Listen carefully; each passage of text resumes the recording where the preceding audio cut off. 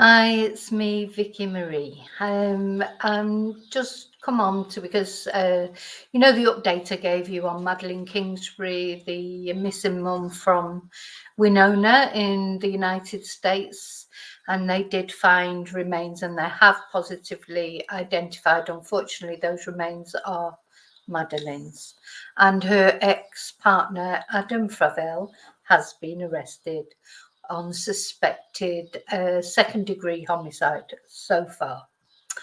And of course, now that it's become apparent what's happened to Maddie, there's a lot of information coming out. And I think it's interesting to see how I'm going to read out the statements of probable cause that are now coming out. Now that Adam has actually been arrested and Maddie has been found, there's so much coming out that the police, all the activity that was going on behind the scenes. So I think this is important to remember when cases are progressing. Just because we don't hear anything in cases doesn't mean that nothing's happening or that nobody's been investigated. All it means is the police are not ready to, actually proceed, if you like, and arrest that person because they haven't got enough evidence yet. Because the last thing the police want to do is to arrest someone, try to convict someone, and they haven't got enough evidence and that person walks free.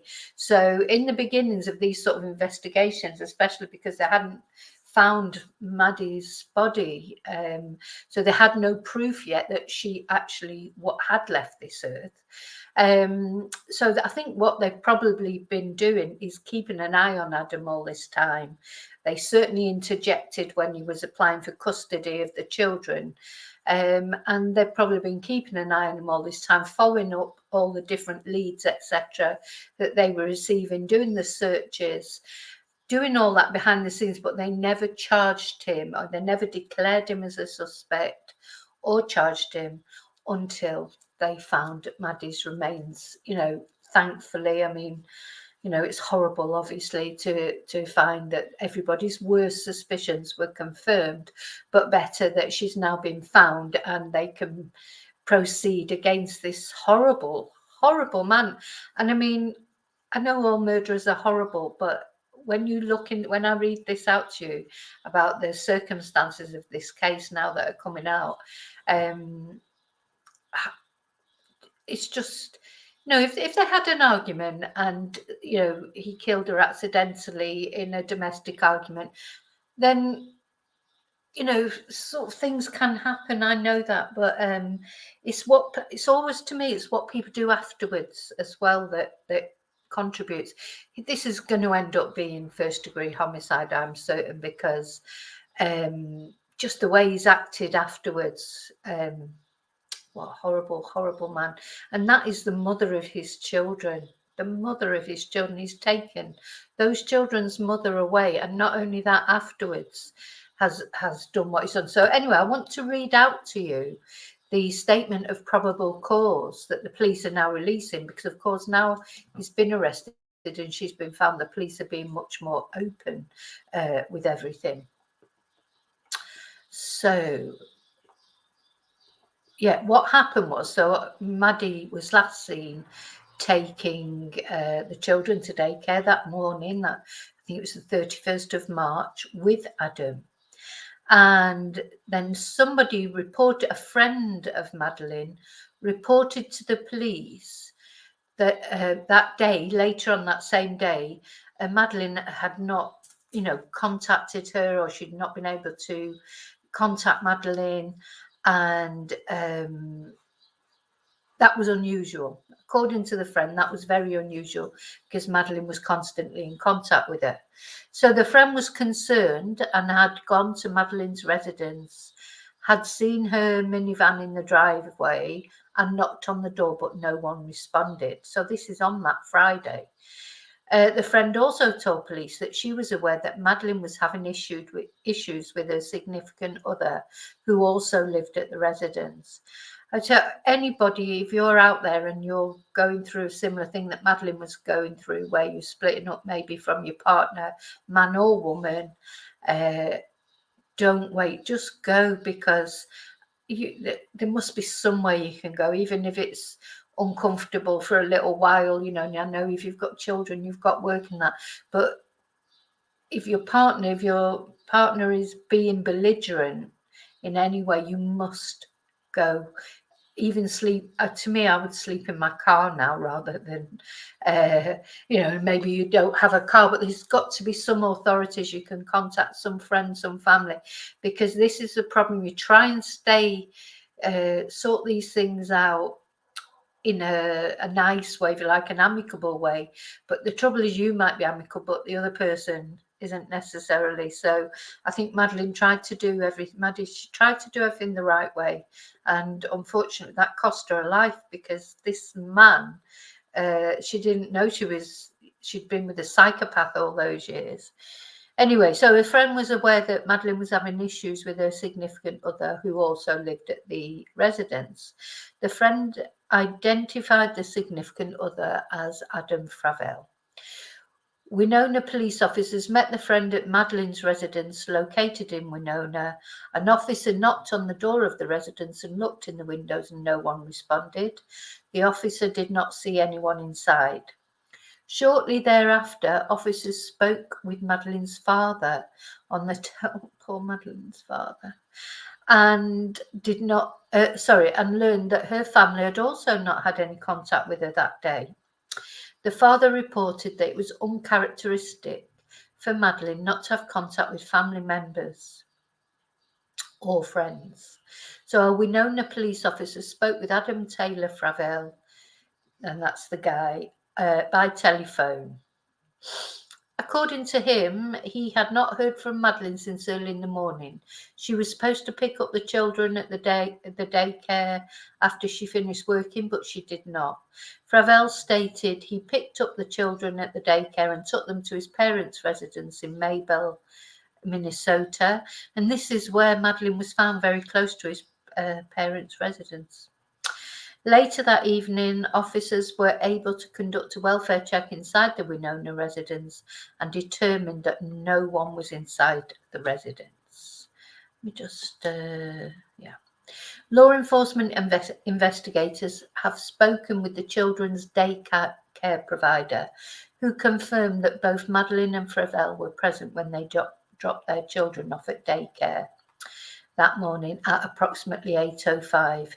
The daycare provider also stated that Fravel was alone when he picked up the children at the end of the day.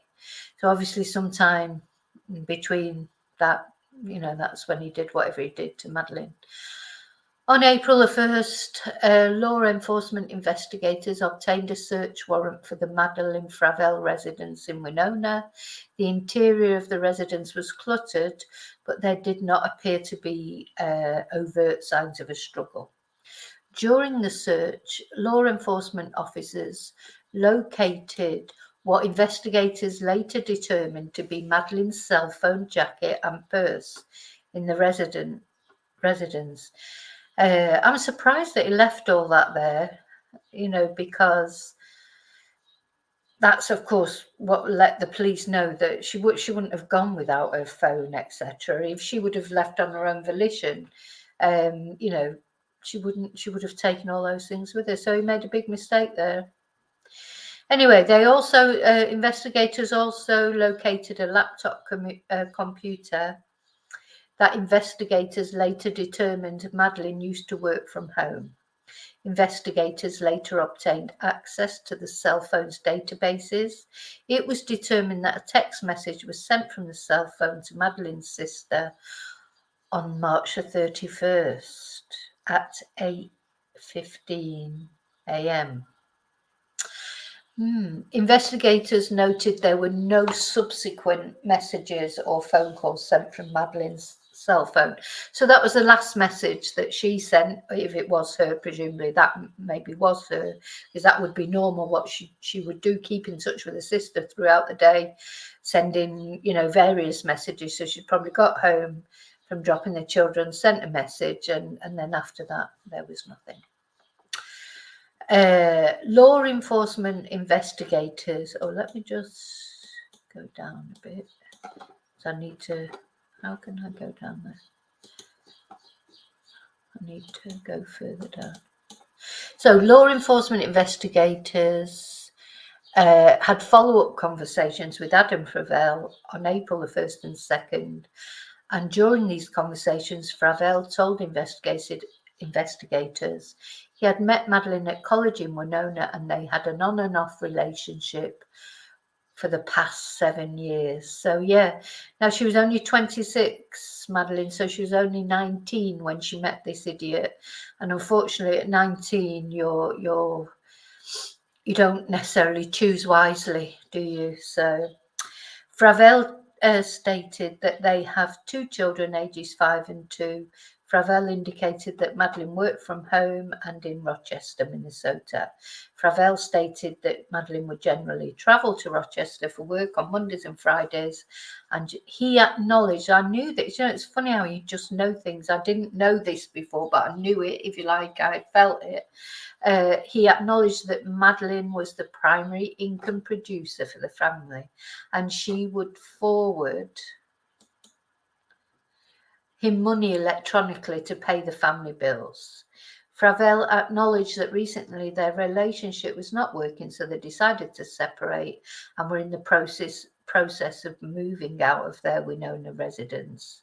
Madeline had been looking at different apartments in the area for her and the children to live in.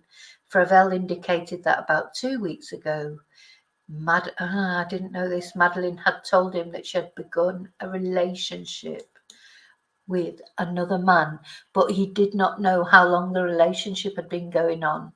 Fravel stated that on Friday, March the 31st, together, he and Madeline dropped the children at daycare at around 8 a.m. and they drove home. Once they arrived, Madeline stated that she had an online meeting and afterwards was going to Rochester for work. He indicated he observed Madeline go downstairs to her home office. Oh, so that's page 2. So let's go on to the next page. Hopefully I've got that. Yeah. Oh, also during the conversation, Fravel stated he had planned to do property storage runs most of the day. His plan was to travel to his parents' home near Maybell, which is where she was found, on the outskirts, with items he wanted to store at his parents' residence and return to Winona and take items to a storage unit located in Winona. Fravel indicated that prior to leaving for Maybell, he had stopped at a gas station near his Winona residence. He said that when he loaded up Madeline's van, he wasn't really paying attention to what van he was loading.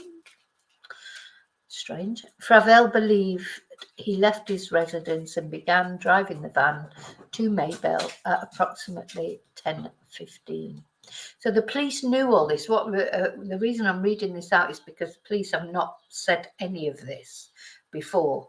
They're now releasing the timeline, if you like, now that they know for certain what's happened.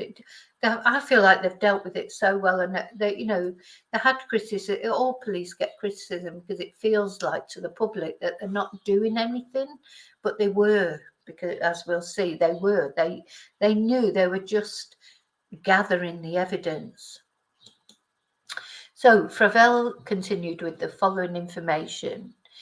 He stated that when he got to Choice, an area in Fillmore County, he started thinking about what he was going to do. He said he looked to the rear in the van and realised the items he had were meant to be stored at the storage unit, not his parents' place. So he turned round in the driveway of a barn and drove back to his residence in Winona. So he's obviously, the police have tracked that he's done this and he's trying to make a reason why he did it. He said he arrived at the residence at about 11:30, emptied the van at the residence. He did not make any stops on his trip to and from Choice. When he entered the residence, he did not see Madeline.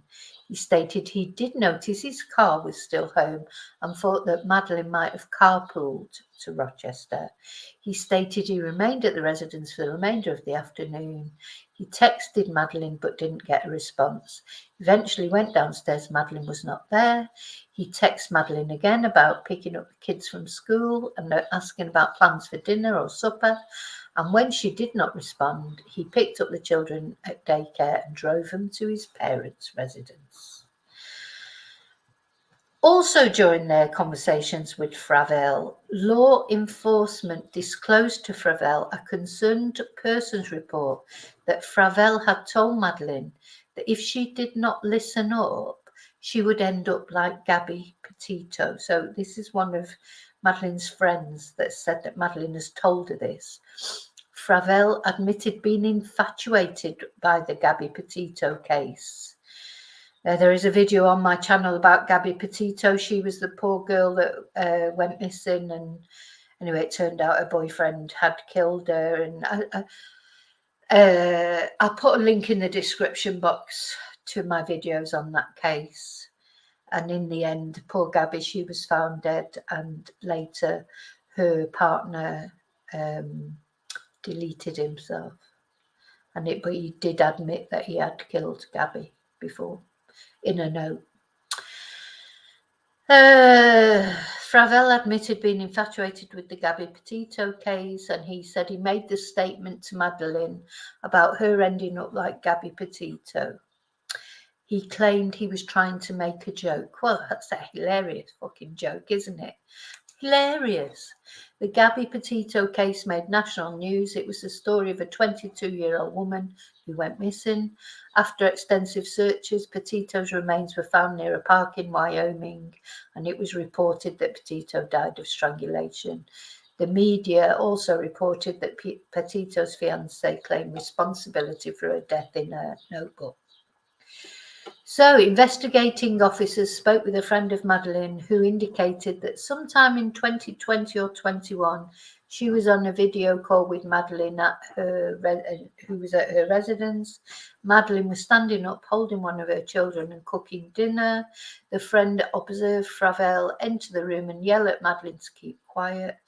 Madeline asked him to calm down, and he stated he was not going to calm down and struck Madeline in the face with his hand. It appeared that Fravel was not aware he was being observed on the video call. As when the friend yelled at Fravel over the video call, he immediately left the room. The friend told investigators that there were several times during video calls that she observed bruises on Madeline's face. When the friend inquired about the bruises, I'm going to control myself, I'm not going to get upset. Madeline would cover them with her sweater. I noticed on Madeline's LinkedIn page, there's a couple of posts on there about domestic abuse that Madeline she hasn't posted them, but she's liked them, so they've come up on her LinkedIn page. Oh, why did she not seek help? Why? We've got to teach girls and not to put up with this sort of treatment, and we've got to teach men, boys, and not to deal out this sort of treatment. Investigators spoke with a family member of Madeline's. During that conversation, the family member discussed an earlier incident. The family member said she learned that Fravel had put his hands around Madeline's throat. The family member went with another person to go and get Madeline. The family member noted Madeline had a red mark on the side of her neck that day. So, pursuant to search warrants, investigating officers conducted forensic extractions on 2 Apple phones believed to belong to Madeline. A review of the extractions of these phones revealed Kingsbury as the owner and user. There were messages as well as screenshots of messages between Madeline and Fravel dating back numerous years. One screenshot taken on September the 21st, 21 contained the following conversation between them. Maddie, I'm not really okay with the fact that you put your hand around my neck and pushed me down in front of the kids earlier, so don't. Maddie, you not okay with it at all, but especially with them there. Fravel said, "You'll adjust." Maddie said, "The fuck I will. You do that again without asking me and you can go somewhere else." And Fravel says, "You got it, mother." She says, "Don't patronise me, that crossed the line." And Fravel said, "Then mind." And Maddie said, "Stop." It sounds like he'd put his hands around her throat before. Law enforcement investigators were able to obtain videos from security cameras, etc. And the videos reveal the following events. From I'll praise it a bit because otherwise it'd take a long time. I don't want you to, switch off from it. It's very important. So this is what the CCTV showed. 9:44, Madeline's van is observed in the driveway of their residence. A person in a light-coloured coat walks to the front of the van, bends over and appears to remove the front licence plate on the van. 9:47, the van's still in the driveway and the same person is observed kneeling in front of the van and appears to be reinstalling a license plate. 9:55, a person wearing a light-coloured coat or sweatshirt gets into Madeline's van while it's parked in the driveway, and at 10 o'clock the van is no longer at the residence. Anyway, then it goes on to describe the movements of the van. Now, I'm not going to just show him, it confirms where he said he went, like to his parents' house, etc. So I'm going to whiz on a little bit, and this is where I'm going on to June the 7th, 2023. This is when the policemen found Maddie's remains. So on June the 7th, 2023, a deputy with the Fillmore County Sheriff's Office was searching a rural area in Fillmore County next to a public gravel road approximately 1 mile from Highway 43 between Choice and Maybell, Minnesota. Investigating officers learned that this property had been routinely maintained by one or more Fravel family members. This property was also near the residence of Fravel's parents, and while searching the property, the deputy located human remains in a culvert adjoining the gravel road. The remains had been wrapped in what appeared to be a grey fitted bedsheet that had been closed with black Gorilla Tape. Investigators noted that during a previous search of the residence of Maddie and Fravel's residence, they observed a roll of black Gorilla Tape that appeared to be the same colour and width as the tape found on the fitted sheet that Madeline was wrapped in. They also noted that the grey fitted sheet appears to be similar to other bedding at the residence. Additionally, the air mattress from the residence was missing a fitted sheet. On the top of the air mattress without a fitted sheet were pillows that had grey pillowcases. So these human remains were transferred to the Southern Minnesota Regional Medical Examiner's Office, and the medical examiner identified the remains as Madeline Jane Kingsbury from dental records and tattoos. He noted that a knotted towel had been wrapped around Madeline's head and neck.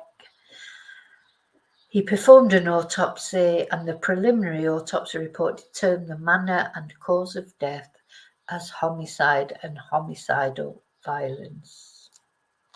So that's the statement now. So they knew quite a lot, didn't they? And there's lots of things coming out now on the Facebook groups. There was the way he conducted himself, Adam Fravel. He went in one of the Facebook groups, a shop, someone that worked in a shop where they were selling T-shirts, Find Madeline T-shirts and armbands and things. He actually went into the shop and bought a load of things in this shop, and they've released the CCTV of that. Anyway, this is his order of detention. I wonder if I can find that photo. No. Maybe if I go back one. Anyway, so lots of things coming out. He was all over Facebook, you know, saying what, and his family.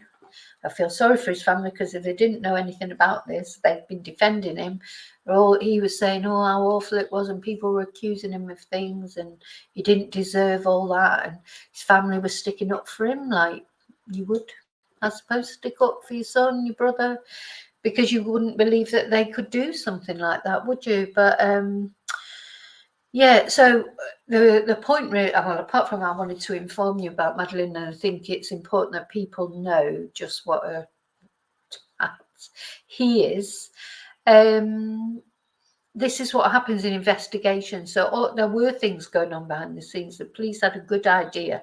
They just, till they found Maddie herself, you know, I'm just so relieved that they did find her body, because, you know, obviously it would have been much nicer if she had run off with some other guy or whatever, you know, but obviously we knew right from the beginning, just from what the family told her, she wouldn't have just gone and left her two children and not contacted her family. And you know, that was pretty much obvious.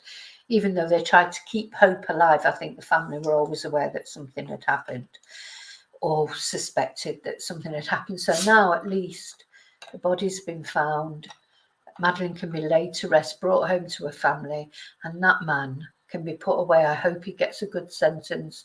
I don't know what the sentence is like, you know, because in America, I think every state is different, isn't it? So I don't know what the sentence is like in Winona, but oh gosh, I just hope he gets a really, really long, and I hope he really suffers in prison. I shouldn't really think that, but I do. Sorry. Just have some water. So, okay, that's it. I'm sorry it's a bit depressing, but I think it's interesting to see how police do work behind the scenes. Sometimes we get very frustrated with the police. It always reminds me of the Mitchell Quy case, which is, again, is on the Lindsay Quy, his wife. She disappeared. 2 young children, her family, this was in the UK, her family knew for sure she would never have left her children. Her husband, Mitchell Quy, went on this morning, you know, years ago when it was Richard and Judy, when he was on he had the TV cameras in his house, he made a documentary insisting he'd had nothing to do with her death or her disappearance, because again, they didn't know she was dead. And her family were left to have to, well, they were searching for themselves. Her father used to go out every day looking, searching everywhere.